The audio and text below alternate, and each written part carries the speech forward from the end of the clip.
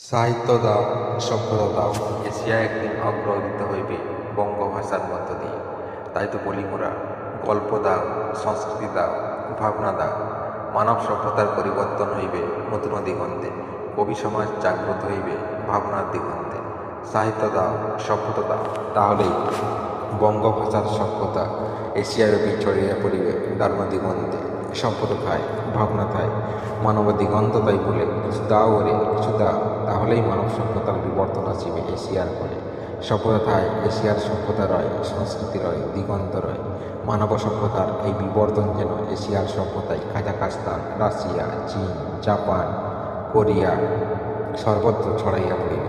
সভ্যতার ভাবনায় আরব, সিরিয়া, সংস্কৃতিতে Iraq, Iran, Pakistan, Afghanistan, Tajikistan, তুর্কি, তুর্কমেনিস্তান, তাজিকিস্তানের মধ্য দিয়ে ছড়াইয়া পড়িবে, উজবেকিস্তানের মধ্য দিয়ে আসিয়া পড়িবে দারুণ দিগন্তে।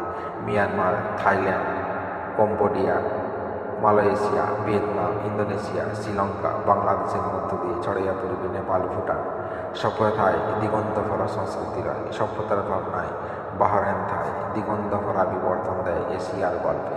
সভ্যতা থায়, হংকং রয়, সভ্যতা থায়, বিবর্তন রয় দারুণ দিগন্তে। সভ্যতার ভাবনায় সাহিত্য ভরা দিগন্ত তাই এশিয়ার দিগন্তন দিয়ে যায় দারুণ দিগন্তে।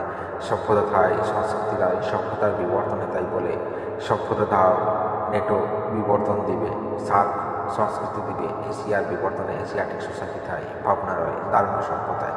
বঙ্গভাষার বিবর্তন একদিন জাগ্রত হইবে মানব সভ্যতায়, মানব সংস্কৃতির মধ্য দিয়ে দারুণ দিগন্তে, দারুণ সভ্যতায় আসিয়া পড়িবে দারুণ বিবর্তনে।